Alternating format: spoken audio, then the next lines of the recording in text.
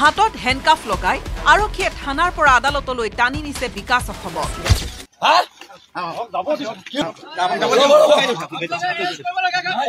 Demand কৰিছিলে সেই পইচা ডিমাণ্ড কৰি 1.5 লাখ টকা তেওঁলোকে ৰিচিভ কৰিছিলে। সেই কেছটো 4 লাখ 5 লাখ টকা ডিমাণ্ড কৰিছিলে। আকৌ বীৰ লাচিত সেনাৰ সদস্য বিকাশ অসম এইমাত্ৰ গ্ৰেপ্তাৰ হল আৰু সূত্ৰ মতে জনা যায় আছে যে তাৰ যিকোনো সময় ফাঁচীৰ শাস্তি হ'ব পাৰে আদালতত। আচলতে বিকাশ অসমৰ ওপৰত আছে ধন দাবী আৰু চুৰিৰ অভিযোগ। ই 9 লাখ টকা ধন দাবী কৰিছে। এতিয়াহে ওলাল বীৰ লাচিত সেনাৰ গোপন ৰহস্যবোৰ। আমি চাই আহিম বেছি কথা নাবঢ়াই এই ভিডিঅ'টোৰ মাধ্যমত, তাৰপিছত আমি বিস্তাৰিত আলোচনা কৰিম ভিডিঅ' শেষত। আৰু আপুনি এই চেনেলটোত নতুন হৈ থাকিলে এতিয়া চেনেলটোক সাবস্ক্ৰাইব কৰি ৰাখক। এইটো সময়ত মই মানে তেতিয়াই কৰিছিলে মানে যোৱা মাহৰ অক্টোবৰৰ 12 তাৰিখে তেওঁলোকে আমাক ডিমাণ্ডটো কৰিছিলে, কিন্তু কথাটো দেৰিকৈ এই কাৰণে ওলালোঁ মানে বীৰ লাচিত সেনাৰ লগত মোৰো তাৰমানে ধৰক তেওঁলোকৰ লগত মোৰ বেয়া হ'বৰ মন নাই। আজি যিহেতু শৃংখল চলিয়াই তেখেতক বহিষ্কাৰ কৰি দিছে, তাৰপিছত তাৰমানে মোৰ আগবাঢ়ি আহিলোঁ FIR-খন দিবলৈ। মানে এই কাৰণে দিছোঁ মানে বিকাশ অসমে মোক মাতি নি যিটো ব্যৱহাৰ কৰিছে স্পেক্ট্ৰাম কলিতা স্পেক্ট্ৰাম ৰুক্মিণী গাঁৱত, মানে খুবেই লাজ লগা বিষয়। মানে তেখেতে মোক এনেকৈ ক'লে যোৱাৰ লগে লগে, মানে সিদিনা 12 তাৰিখে প্ৰেছমিট আছিল, বোলে ভাইটি মোতকৈ বহুত সৰু হ'ব, বোলে ভাইটি মোৰ ইমান বেছি টাইম নহ'ব, মই একদম কম সময়তে তোমালোকৰ লগত কথাখিনি পাতিম। তাৰপিছত মোক তেওঁ এনেকৈ ধমকি দিলে, বোলে তোমালোকে মোক কি বুলি ভাবিছা, মানুহে মোক ইয়াতে টেবুলত 1 কোটি টকা দি যায়, মই মানুহৰ পৰা মই নলওঁ, টাইম নিদিওঁ। এইটো কোনে কৈছে? এইটো তোমাৰ বিকাশ অসমে কৈছে। তাৰপিছত তেওঁ ক'লে যে যদি মোৰ মানুহ যায় আপোনাক এটা ফটকাও বিক্ৰী কৰিব নোৱাৰোঁ। আপুনি নিজে ভাবক, মই এজন খিলঞ্জীয়া, তেখেতেও এজন খিলঞ্জীয়া দেই। আমাৰ অসমৰ মানুহে বাহিৰত যায় ব্যৱসায় খুব কম কৰে, লেবাৰহে কৰে। আজি অসমতে থাকি যদি মই আজি খিলঞ্জীয়াৰ কাৰণে মই যদি ব্যৱসায় কৰিব নোৱাৰোঁ, তেনেহ'লে মইতো অসম এৰি বাহিৰত যাব লাগিব। ফটকাত দোকান দিয়াৰ কাৰণে তেওঁলোকে পইচা বিচাৰিছিলে মানে নহয়, এইটো ইছ্যুটো ফটকা নহয়। ইছ্যুটো হ'ল কি যে মানে তেওঁলোকে কৈছে যে জুবিন ঢুকোৱাৰ কাৰণে ফটকা ফুটাব নালাগে। এতিয়াতো আমিতো বস্তুটো আনিছোঁ, যিহেতু বস্তুটো আনিছোঁ আমিতো পেলাই দিব লাগিব, অহা বছৰ এইখিনি পইচা নাহে। আৰু এই ফেমিলিটো লৈ যিহেতু এই কাম লৈয়ে আমি যিহেতু ফেমিলিটো চলাই আছোঁ, আমাৰো এটা চিন্তা, আমাৰো মূৰত একদম সৰগ ভাঙি পৰিছে, কি কৰোঁ নকৰোঁ। যোনে যি কয় তেতিয়াই সেই দিছোঁ। তেওঁলোকে আমাক প্ৰায় 5 লাখ টকা তেওঁলোকে বিচাৰিছিলে, কিন্তু তেওঁলোকে পইচাটো বিচাৰিছিলে জুবিনৰ নামত এখন এম্বুলেঞ্চ দিব, তাৰ কাৰণে দি দিছে। সিদিনা 12 তাৰিখে আছিলে, আৰু 12 তাৰিখে গধূলিয়ে তেওঁলোকক আমি 1.5 লাখ টকা দিলোঁ। আমি 3জনে মিলি এখেত বিকি ৰয়, এখেতে ফটাশিল আমবাৰী থানাৰ মানে ঠিক সন্মুখতে, প্ৰায় সন্মুখতে হ'ব ন, সন্মুখতে বিক্ৰান্ত কলিতা নামৰ হাতত 1.5 লাখ টকা দিছে। আপুনি কিমান দিছে? 1.5 লাখ টকা। কাৰ হাতত দিছে? বিক্ৰান্ত কলিতা। তেওঁ কাৰ মানুহ? মানে তেওঁ বিক্ৰান্ত কলিতাটো কি আছিল আপোনাৰ বিকাশ অসমৰ মানুহ হয়। এতিয়াতো তেওঁলোকক মানে বীৰ লাচিত সেনা বুলি ক'ব নোৱাৰি, যিহেতু বহিষ্কৃত। মই তেওঁ কি আছিল নাম, বিকাশ অসমৰে মানুহ হয়। আপোনাৰ হোটেললৈ কেতিয়া মাতিছিল, কেনেদৰে কণ্টেক্ট কৰিছিল অকণমান প্ৰথমৰ পৰা? মানে কণ্টেক্টটো কেনেকৈ কৰা গৈছিলে ময়ো ঠিক নাজানো। মানে ঘটনাটো হ'ল কি, মানে বিকি তেওঁলোকৰ লগত কথা হৈছিলে। বিকি কথা হোৱাৰ পিছত আমাক এনেকৈ মাতি নিলে। মাতি নি আমাক মানে মোৰ এনেকুৱা লাগিছে মানে বিকাশ অসমৰ লগত কথা কৈ এনেকুৱা লাগিছে মানে মই এজন কোনোবা ডাঙৰ IAS অফিচাৰৰ লগত আছোঁ নেকি। তেওঁৰ যিটো এটিটিউড দেখা পায় মোৰ এনেকুৱা লাগিছে। মই আচৰিত। তাৰমানে এজন অসমীয়া বুলি নকওঁ যে, এজন খিলঞ্জীয়াৰ ব্যৱসায়ত মানে এনেকুৱা আঘাত সানিব পাৰে, তেনেহ'লে আমাৰ জাতিটো কেনেকৈ উঠিব আপুনি কওক। কিমান টকালৈ দাবী কৰিছিলে তেওঁলোকে? প্ৰায় এম্বুলেঞ্চৰ নামত আমাক 5 লাখ টকা দাবী কৰিছিলে। পত্ৰ দিছিলে নেকি কিবা? নাই, পত্ৰ দিয়া নাই,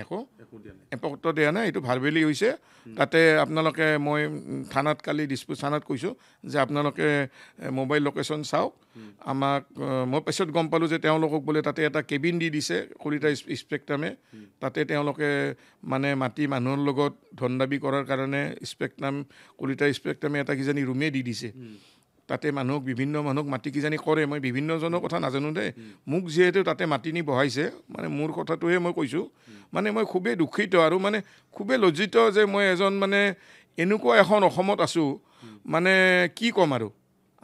আজি চাওক আজি জুবিন ঢুকাইছে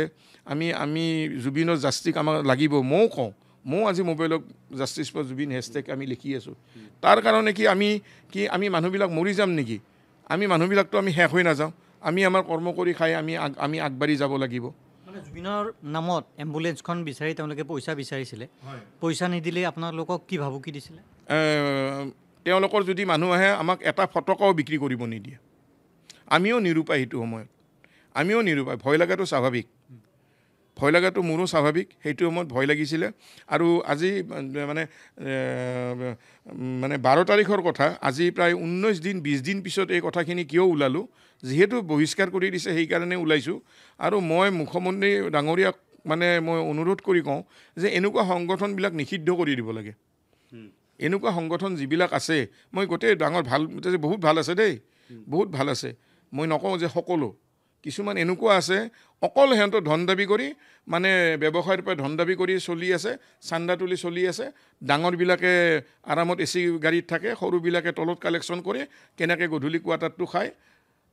মদটো খায় মদ্যপান কৰে সেইটোৱে সিহঁতৰ চিন্তা আৰু এনেকৈ আমাৰ অসমীয়া জাতি কেতিয়াও আগ নাবাঢ়ে মানে বীৰ লাচিত থানা আপোনাৰ দোকান বন্ধ কৰি দিম বুলি কৈছিল টকা নিদিলে চাওক বীৰ লাচিত থানা বুলি আচ্ছা তেতিয়া বীৰ লাচিত থানা আছিল তেতিয়া বাৰু বীৰ লাচিত থানা আছিল যাতে বীৰ লাচিত থানাৰ মানে মই হাতযোৰ কৰি গৈছোঁ বাকীবিলাক সদস্য যাতে বেয়া নাপায় মোৰ খালি এই 4জন মানুহৰ ওপৰতে মোৰ আক্ষেপটো আৰু এই 4জন মানুহৰ ওপৰতে মই এফআইআৰখন দিছোঁ মই বীৰ লাচিত থানাৰ এগেইনষ্টে মই কোনো এফআইআৰত উল্লেখ কৰা নাই এগেইনষ্টত দিছে এটা হ'ল আপোনাৰ বিকাশ অসম আৰু এটা হ'ল আপোনাৰ বিক্ৰান্ত কলিতা আৰু এটা কিবা নাম আছিল মই পাহৰিলোঁ এফআইআৰত আপোনালোকে দিছোঁ কপিটো চাই ল'ব তেখেতৰ নামটো মানে টাইটেলটো নাই নামটো আছে আৰু ফোন নম্বৰটো তেখেতৰ দিয়া আছে 4জন আছে আৰু এজন আননোন আছিল সেইটো তেওঁলোকক যদি পুলিচে ইনভেষ্টিগেশ্যন কৰে তেওঁলোকক যদি জেৰা চলায় সেইজনো ওলাই যাব পিছত বিকাশ অসমৰ লগত কথা পতা হৈছিলে বিকাশ অসমৰ লগত টকাৰ কথা পতা নাই বিক্ৰান্ত কলিতাৰ লগত কথা হ'ল বিক্ৰান্ত কলিতাইহে টকাটো কালেকশ্যন কৰিলে ফটাহিল আমবাৰীৰ পৰা টোটেল কিমান দিলে টোটেল 1.5 লাখ দিলোঁ আৰু বিচাৰিছে আমাৰ পৰা যে বেলেগ ব্যৱসায়ৰ পৰা পাৰিলে আপোনালোকে অলপ উঠাই আমাক দিয়ক বেলেগ ব্যৱসায় বিচাৰিছে সেইটো কোৱা নাই আমাক ফিগাৰটো কোৱা নাই মই টোটেল সিহঁতক 4 লাখ 5 লাখ মান টকা লাগে মোটা এমাউণ্ট এটা লাগে কিন্তু সেইখিনি বস্তু মই দিম আমি গোটেই ফটকাৰ ব্যৱসায় দিব এটা মানে যদি ভালভাৱে তেওঁলোকে আহি আমাক যদি ৰিকুৱেষ্ট কৰিলে হয় আমাক যদি অনুৰোধ কৰিলে হয় আমি দিম আমি মানে বীৰ লাচিত থানাই দিব নালাগে আমি ফটকাৰ ব্যৱসায়বিলাকে আমি জুবিনৰ নামত আমিয়ে দি দিম কিন্তু সেই দাদাগিৰি ধমকি দিটো নহয় মই এজন খিলঞ্জীয়া মই কাৰো খিলঞ্জীয়াৰ কিন্তু মই ইয়াৰে মানুহৰ মই দাদাগিৰি সহ্য নকৰোঁ কালি যদি মোক কোনো মাৰিও পেলায় মোক পেলাই দিয়ক মোৰ আপত্তি নাই কিন্তু ইখন মানে মই ভাগ্যৱান যে জুবিন কালত মোৰ জন্ম আৰু ইখন জুবিনৰ দেশ ইয়াতে এনেকুৱা আগলৈ আৰু দাদাগিৰি মই কাৰো সহ্য নকৰিম ইতিমধ্যে বিকাশ অসমক গ্ৰেপ্তাৰ কৰা হৈছে গতিকে এই আপুনিও এফআইআৰ দিছে গোটেই প্ৰক্ৰিয়াটো কিদৰে আগবাঢ়িব লাগে বুলি আপুনি ভাবে চাওক আইনী প্ৰক্ৰিয়াৰ বিষয়ে মোৰ সেনেকুৱা ইমান এটা মোৰ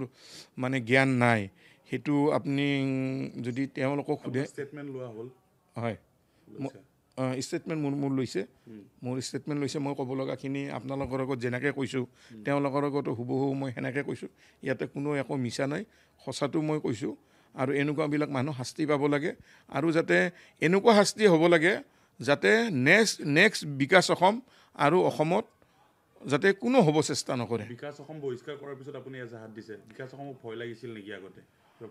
নহয় একচুৱেলি বিকাশ অসমক মই ভয় নকৰোঁ এতিয়া যদি কোনোবা আহে মোক 100টা মানুহ আহিলেও মই ভয় নকৰোঁ 1000 মানুহ আহিলেও মই ভয় নকৰোঁ কিন্তু ঘটনা হৈছে কি তেতিয়া মোৰ ব্যৱসায় আছিলে সেই ব্যৱসায়টোৰ লগত মোৰ ফেমিলিটো যিহেতু জড়িত হৈ আছে সেই সময়ত মোৰ হাতযোৰ কৰাৰ বাহিৰে মোৰ উপায় নাছিলে এতিয়া কথাটো হৈছে যে বীৰ লাচিত থানাৰ যিটো সত্তা সেই সত্তাটোৰ ওপৰত বহুতো হেনচকু পৰিছে আৰু তাৰ পৰিৱৰ্তে বীৰ লাচিত থানাৰ মুখ্য সচিবকে প্ৰমুখ্য কৰি উপসভাপতি তথ্য প্ৰচাৰ সম্পাদক তন্ময় চেতিয়া সকলোকে গ্ৰেপ্তাৰ কৰি থৈছে আৰু বিভিন্ন বিপ্লৱ গগৈক তিনিচুকীয়াত আটক কৰিছে বিভিন্নজনক আটক কৰিছে তলৈক্যক আটক কৰিছে নগাঁৱত আৰু এই যিটো আমাৰ ওপৰত চৰকাৰী হেঁচা পৰিছে ইয়াৰ মই মুকলিকৈ চৰকাৰক আহ্বান জনাইছোঁ যে সকলো সৈনিকক অতি শীঘ্ৰে আপোনালোকে মুকলি কৰি দিয়ক আৰু অনাগত দিনত জাতীয় জীৱনৰ স্বাৰ্থত এখন ঐক্যবদ্ধ সংগ্ৰাম হ'ব আৰু বীৰ লাচিত সেনা অসমক যদি আমাৰ কিবা ভুল হৈছিলে অসমৰ মানুহে আমাক নতুন ৰূপত পুনৰবাৰ দেখিবলৈ পাব অটল অদম্য অজেয় ৰূপত দেখিব পাব আৰু বীৰ লাচিত সেনাৰ যিটো সত্তা বীৰ লাচিত সেনাৰ সত্তাটোত কিছুমান সন্দেহযুক্ত মানুহ সোমোৱাৰ আমিও তথ্য পাইছোঁ আৰু যদি সন্দেহযুক্ত মানুহ আছিলে তেনেহ'লে আজিৰ পৰা বীৰ লাচিত সেনাৰ যিকোনো সদস্য হ'বলৈ হ'লে 3 প্ৰজন্ম খিলঞ্জীয়া হ'ব লাগিব সেইটোৰ ওপৰত বীৰ লাচিত সেনাৰ স্থিতি স্পষ্ট আৰু বীৰ লাচিত সেনাই অনাগত দিনত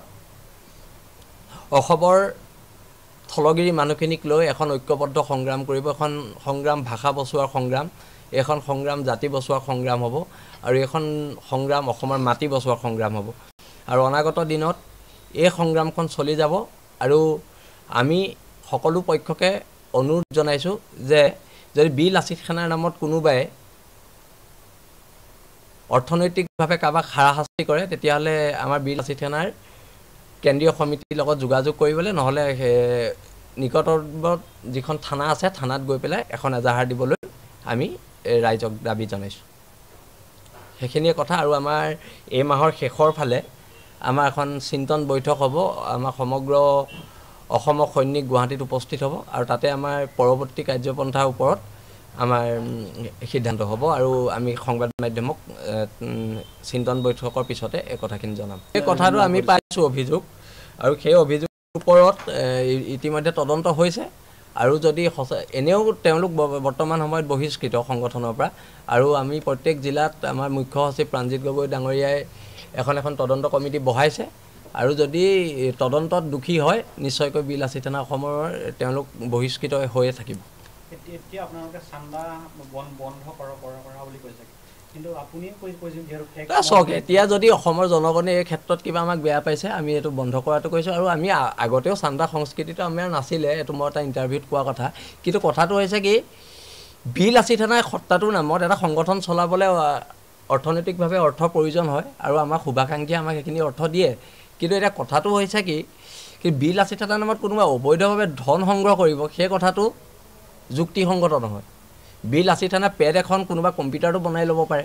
ষ্টাম্প এটা কোনোবা দোকান এখনতো বনাই ল'ব পাৰে সেই ষ্টাম্প পেড ব্যৱহাৰ কৰি কোনোবাই আৰু বহুত আমি এতিয়া কমপ্লেইন পাইছোঁ এইবিলাক ওলোৱাৰ পিছত কেঁচু খান্দোতে সাপ ওলোৱা নিচিনা কথা হৈছে আমি বহুতো কমপ্লেইন পাইছোঁ আৰু সেই কমপ্লেইনবিলাকৰ এগেইনষ্টত আমি আজি সেইকাৰণে এখন প্ৰেছ মিট দিবলগীয়া হৈছে যদি কোনোবাই আমাৰ নামত পইচা তুলিছে ধন সংগ্ৰহ কৰিছে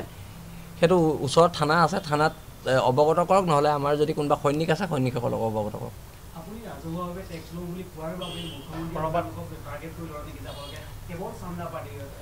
নাই এনেকুৱা কথা নাই আমাৰ নামত কিছুমান দুষ্কৃতিকাৰীয়ে পইচা তোলাটো হয় কিছুমান দুষ্কৃতিকাৰীয়ে পইচা তুলিছে খবৰবিলাক আমি দেৰিকৈ পাইছোঁ আৰু সেইবোৰৰ ওপৰত তদন্ত হ'ব আৰু সেনেকুৱা মানুহক এৰেষ্ট কৰক আমি আগতেও কৈছোঁ তো যিয়ে নহওক বন্ধুসকল আপোনালোকে ভিডিঅ'টো শেষলৈ চোৱাৰ পিছত আচলতে বুজি পালে যে বীৰ লাচিত সেনাৰ সদস্য বিকাশ অসমক কিয় গ্ৰেপ্তাৰ কৰিলে আৰু তাৰ ভৱিষ্যতে কি শাস্তি হ'ব পাৰে জেলৰ ভিতৰত আৰু সি আচলতে কিমান টকা ধন দাবী কৰিছিল যিয়ে নহওক বন্ধুসকল ভিডিঅ'টো সম্পূৰ্ণ চোৱাৰ পিছত আপোনালোকৰ অতি মূল্যৱান মন্তব্যটো কি এইটো কমেণ্ট বক্সত জনোৱা আৰু ভিডিঅ'টো ভাল লাগিলে এটা লাইক মাৰি চেনেলটো ছাবস্ক্ৰাইব মাৰি অৱশ্যই ভিডিঅ'টোক এটা শ্বেয়াৰ মাৰি দিব ধন্যবাদ।